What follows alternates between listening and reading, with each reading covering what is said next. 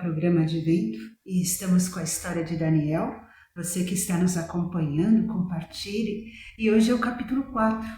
No capítulo 4 conta a história que o rei teve muita presunção, o rei se orgulhou demais, o rei se achava o poderoso, em outras palavras, e Deus teve que abater o orgulho. Provérbios fala que Deus abate os que se exaltam, os que são soberbos, Deus os abate.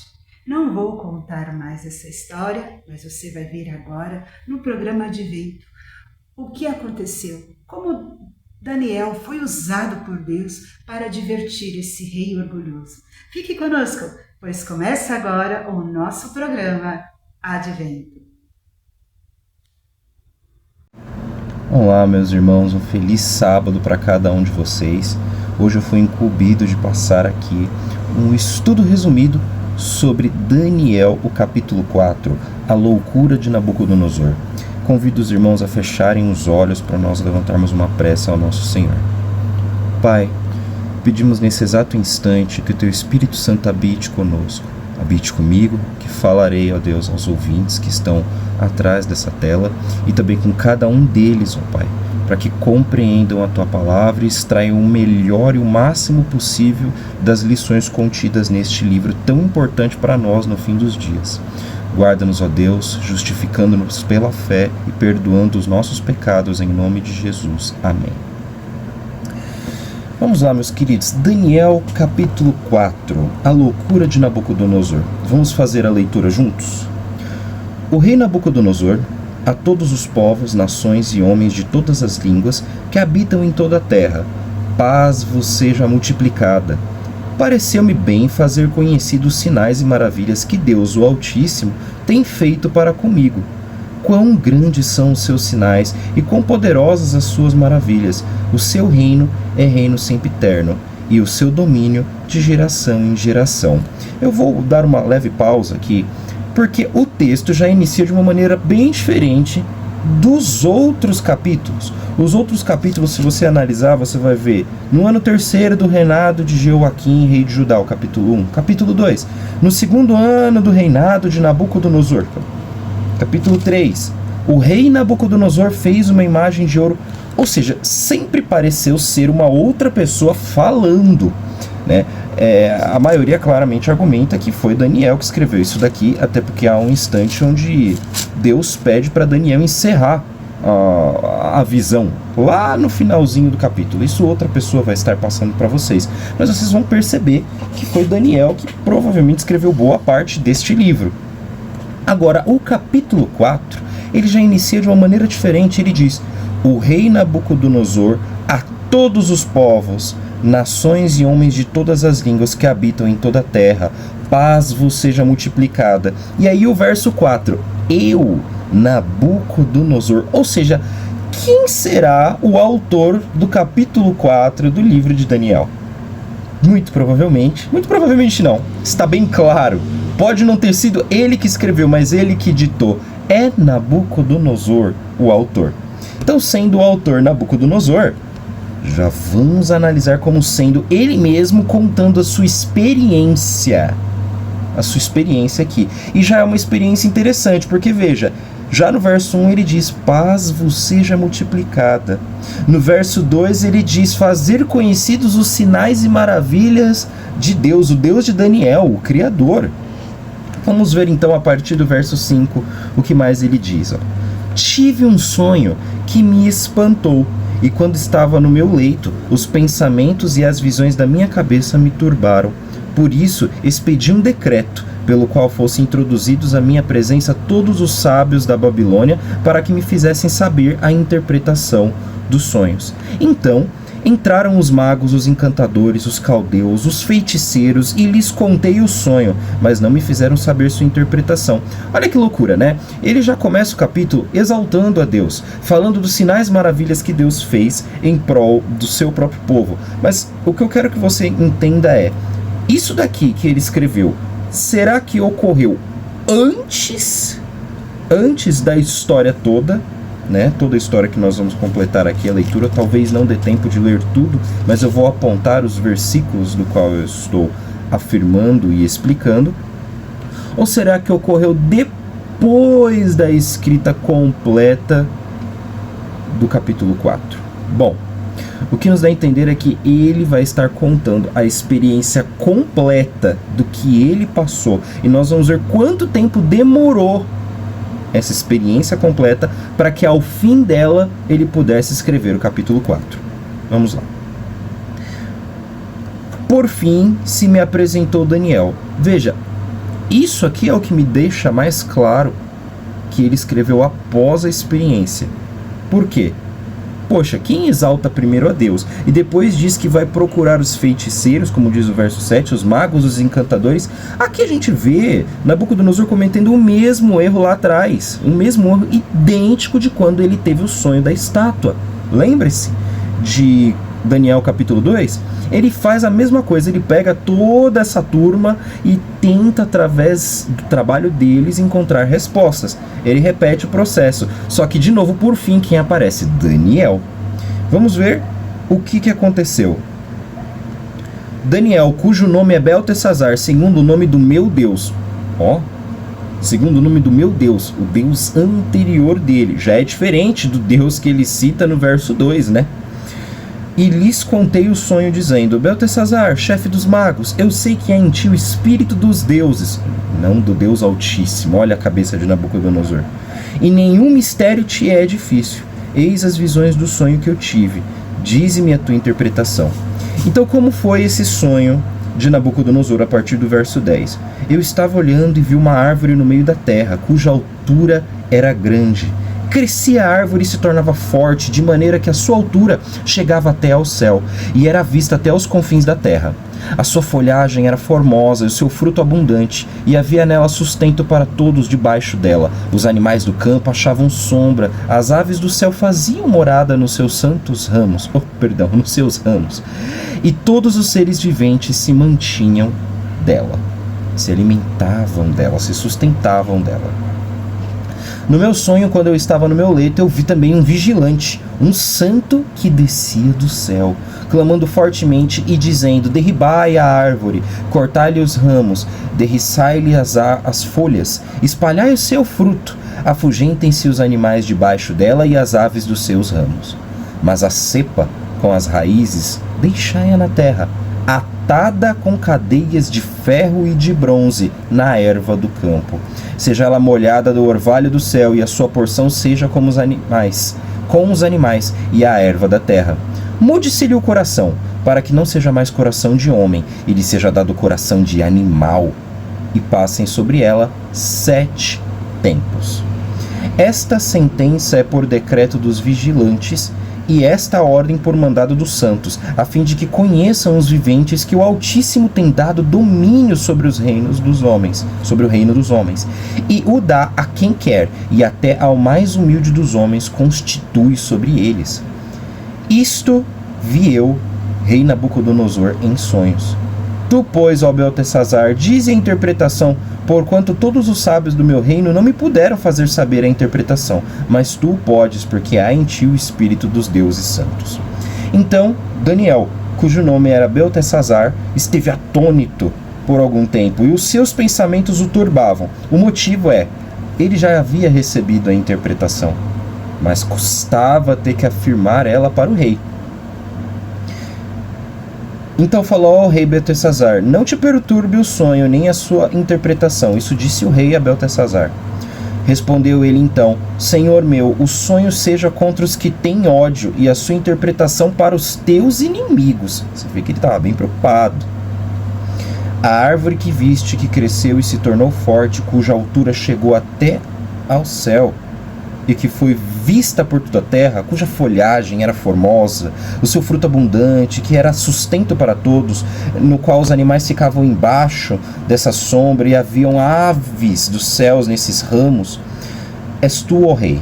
Ou seja, a árvore do sonho de Nabucodonosor, o próprio Daniel afirma: és tu, tu és a árvore. E Quanto ao que viu, ó rei, o vigilante, que dizia para ele cortar, deixar ela toda naquele estado, não deixar nada, só o toco, e atado por cadeias de ferro e cadeias de bronze, e que devia passar sobre ela 7 tempos, esta é a interpretação, verso 24. Este é o decreto que o Senhor tem contra ti, ó rei. Serás expulso de entre os homens. A tua morada será com os animais do campo, e dar-te-ão a comer ervas como aos bois, e serás molhado do orvalho do céu, e passar-se-ão 7 tempos por cima de ti, até que conheças que o Altíssimo tem domínio sobre o reino dos homens, e dá ao quem quer. Os 7 tempos, meus irmãos, significam 7 anos. Isso será melhor estudado daqui a um tempo. Um tempo, para o Senhor ali, estava representando um ano. Então, 7 tempos, 1 ano. Isso vai ficar claro na interpretação mediante ao que nós veremos aqui. Quanto ao que foi dito sobre deixar a cepa da árvore com as suas raízes, o teu reino tornará a ser teu, depois que tiveres conhecido que o céu domina. Então Deus tinha uma intenção sobre isso, fazer com que finalmente Nabucodonosor tomasse uma posição em relação a ele e compreendesse que é Deus quem tem domínio sobre todas as coisas. Era para o orgulho de Nabucodonosor cair por terra. Deus precisava fazer com que ele se chegasse no pó, que ele fosse humilhado, apenas para que ele compreendesse que ele deveria apenas exaltar ao Criador e ser grato a Deus, porque todo o poder, todo reino, né, no caso, no qual dominava a Babilônia, não vinha pela força de Nabucodonosor, mas vinha pela força de Deus. E todas essas coisas sobrevieram ao rei Nabucodonosor. Mas antes, veja, Daniel dá um conselho ao rei. A profecia poderia não se cumprir no rei, existe essa possibilidade, tá? Muitas vezes Deus ele faz profecias de juízo contra povos, como aconteceu em Nínive, na história de Jonas, e ele diz exatamente o que iria acontecer. Mas ele também não deixa a pessoa desavisada. Há a possibilidade de se remediar isso para que o juízo não caia sobre ela. E foi o que? Verso 27. Portanto, ó rei, aceita o meu conselho e põe termo pela justiça em teus pecados e em tuas iniquidades, usando de misericórdia para com os pobres, e talvez se prolongue a tua tranquilidade. Ou seja, se ele abrisse a sua mão em tratar o próximo do jeito que Deus instruiu que todos os povos, que todas as pessoas deveriam tratar, se ele se arrependesse e reconhecesse que Deus é quem lhe deu aquele poder e que domina sobre tudo, estas coisas poderiam não sobrevir a Nabucodonosor. Verso 29. Ao cabo de 12 meses, depois dessa situação, passeando sobre o palácio real da cidade de Babilônia, falou o rei e disse: não é esta a grande Babilônia que eu edifiquei para a casa real, com o meu grandioso poder e para a glória da minha majestade? Irmãos, aqui nós vemos que ele não seguiu. Se ele seguiu, podemos falar assim, olha, ele ficou 12 meses, Deus deu 12 meses para que ele pudesse compreender, para que ele pudesse fazer e executar e se esforçar. 12 meses, 1 ano. Mas o rei não aprendeu. De acordo com isso aqui, passou 1 ano e o rei Nabucodonosor não aprendeu. E aí, o que aconteceu? Verso 31. Falando ainda o rei, quando desceu uma voz do céu, uma voz veio do céu e disse: a ti se diz, ó rei Nabucodonosor, já passou de ti o reino. Serás expulso de entre os homens, e a tua morada será com os animais do campo. E far-te-ão comer ervas como os bois, e passar-se-ão 7 tempos por cima de ti, até que aprendas que o Altíssimo tem domínio sobre ti e o reino dos homens, e o dá a quem quer. No mesmo instante, a profecia se cumpriu sobre Nabucodonosor, e foi expulso de entre os homens, e passou a agir então como um animal. Essa é a declaração que a gente tem aqui do próprio Nabucodonosor. Ou seja, Nabucodonosor passou a ser como os animais. Existe uma doença na psicologia que se chama licantropia. Licantropia nada mais é uma pessoa que ela ou passa a acreditar, ou ela tem ali, né, um transtorno psiquiátrico, as ações e o estado o instinto de um animal. Ela passa a agir como um animal. Quer ela acredite nisso ou não, sabe? É diferente do que a cultura woke tem tentado pregar. Mas a licantropia é literalmente um distúrbio psiquiátrico, um distúrbio de personalidade, onde a pessoa, ela literalmente passa a acreditar que é um animal, ela age como um animal. Alguns estudiosos acreditam que esta foi a condição que Nabucodonosor havia chegado.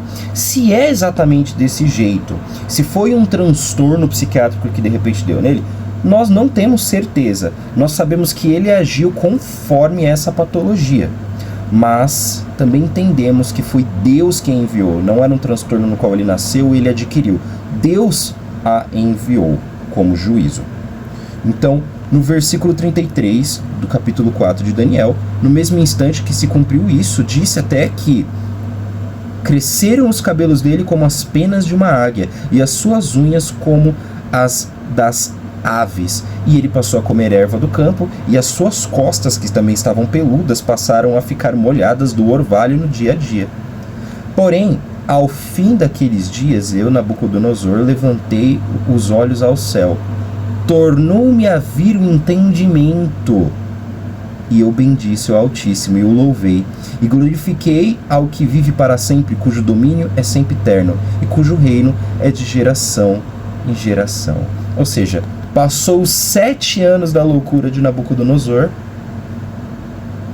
ele se converteu, ele finalmente mudou e aceitou Deus de fato na vida dele. Agora não em fala, mas no coração, porque ele já sabia que Deus era um Deus grandioso. Ele viu tudo o que Deus fez por ele. Ele viu tudo o que Deus fez pelos amigos de Daniel. Então, não tinha mais o que Deus fazer. Deus foi e chegou com ele no limite, para que ele não se perdesse. Ele levou Nabucodonosor até o limite. Verso 35 nos diz: todos os moradores da terra são por ele reputados em nada, e segundo a sua vontade ele opera com o exército do céu e os moradores da terra. Não há quem lhe possa deter a mão, nem lhe dizer: que fazes? Tão logo me tornou a vir o entendimento também para a dignidade do meu reino, tornou-me a vir a minha majestade e o meu resplendor. Buscaram-me os meus conselheiros e os meus grandes. Fui restabelecido no meu reino, e a mim se me ajuntou extraordinária grandeza. Perceba, Deus poderia ter feito outros reinos virem destruir Babilônia. Deus poderia ter levantado outro rei. Deus, em sua soberania, muito provavelmente usando Daniel e os seus amigos, sustentou o reinado da Babilônia, o reino de Nabucodonosor, durante os 7 anos em que ele esteve recluso e agindo como um animal, procurando manter a dignidade do rei, mesmo quando ele agia daquele jeito. E quando ele voltou, olha que loucura, não teve um traidor, ninguém matou o rei, ninguém o substituiu. Ao contrário, quando ele voltou, ele foi restabelecido, e a sua glória e a sua grandeza ainda se tornaram maiores. Por quê? Porque agora ele entendeu que o grande rei da vida dele, do coração dele, da mente dele, era o Deus de Israel. Era o grande Yahvé, o grande Eu Sou. Agora, pois, verso 37. Eu, Nabucodonosor, louvo, exalto e glorifico ao Rei do céu, porque todas as suas obras são verdadeiras e os seus caminhos justos, e pode humilhar aos que andam na soberba. E eu digo amém. Eu digo amém. Se hoje o seu estado é semelhante ao de Nabucodonosor, se você tem encontrado dificuldade para se entregar de fato a Deus, já conheceu a Deus, teve experiência com Deus, mas ainda encontra dificuldade em se submeter a Ele, confie no Senhor. Confie nas provações, inclusive, que Ele te submeterá, porque todas elas são para humilhar o teu coração e fazer com que, através da sua vida, não só Ele seja exaltado, mas Cristo em você seja implantado, para que você seja semelhante a Ele. Como diz o apóstolo São Paulo em 2 Coríntios, no capítulo 4, a partir do versículo 8.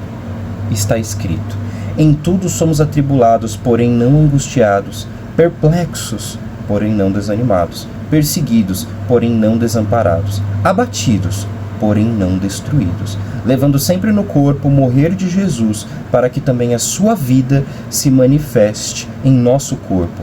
Porque nós que vivemos somos sempre entregues à morte por causa de Jesus, para que também a vida de Jesus se manifeste em nossa carne mortal, de modo que em nós opera a morte, mas em vós a vida. Vejam, irmãos, se vocês querem ser participantes com Cristo em sua glória e majestade, vocês também precisam ser participantes de seus sofrimentos. Diferente de Nabucodonosor, nós não precisamos chegar naquele limite como ele chegou. Mas vejam quão grande foi o amor de Deus para Deus chegar naquele limite apenas para que o seu filho não se perdesse eternamente. Esse é o amor de Deus por nós. Tudo que nós precisamos fazer é não cometer o erro de Nabucodonosor. Hoje, todos nós, eu e você, devemos aceitar, nos submetermos a Deus, aceitar a sua bela glória naquela cruz do Calvário e justificados, moldados segundo Cristo, vivermos com Ele um dia nas mansões celestiais. Você e eu temos a missão de completar a obra, assim como Daniel, de alertar as pessoas que estão nesse mesmo estado de Nabucodonosor, antes de virar um animal. Porque haverá um dia, quando o Espírito Santo do nosso Senhor se retirar da terra e chegar no limite de seu juízo, no limite de sua misericórdia, as pessoas serão literalmente como animais, movidas por todos os piores instintos, guiadas por Satanás. Mas haverá um povo que não vai agir como animal, mas que agirá como cidadão do céu. Deus abençoe vocês. Vamos orar. Obrigado, Senhor Jesus, pelo privilégio que o Senhor nos dá de sermos chamados teus filhos. Nos ajude a ser mais semelhantes a Jesus Cristo. Nos ajuda, Deus, a humilhar o nosso coração, a quebrantá-lo, a rasgá-lo, como o Senhor nos diz em Joel 2. Não rasguem as suas vestes, não rasguem os seus bens materiais, mas rasguem o vosso coração e humilhai-vos a mim. É isso que o Senhor deseja. Que nós possamos, ó Deus, ser transformados à tua imagem. Nos ajuda, ó Pai, a vencer os nossos pecados, nos ajuda a vencer a soberba e o orgulho, para que nós não sejamos como o antigo Nabucodonosor, mas aquele que foi transformado por ti e se tornou uma grande influência. Em nome de Jesus. Amém. Querido amigo, agora você aprendeu a importância da humildade, de reconhecer a Deus em todas as coisas. É Ele que dá, é Ele que tira, é Ele que coloca reis em grande exposição e abate também. Nós estamos nas mãos de Deus. Tudo o que acontece, tudo que vem a nós, vem do Senhor. Deus usou o seu servo Daniel para orientar aquele rei orgulhoso. E, infelizmente, ele não ouviu e teve que sofrer as consequências do seu orgulho. Muitas vezes Deus permite sofrimentos, permite angústias, permite humilhações para que a gente reconheça que tudo vem dele. Devemos aprender a reconhecer que estamos nas mãos de Deus e que Deus tem o controle de todas as coisas. Nós continuamos ainda estudando as profecias de Daniel. Não perca os próximos capítulos do livro de Daniel, que está imperdível. Iremos mencionar muitas profecias de agora em diante e teremos pregadores ilustres que vão decifrar todas as profecias com a sabedoria de Deus e vamos aprender a conhecer o livro de Daniel a fundo. Obrigado pela sua companhia e até o próximo programa Advento, as profecias de Daniel. Compartilhe e até a próxima. Tchau!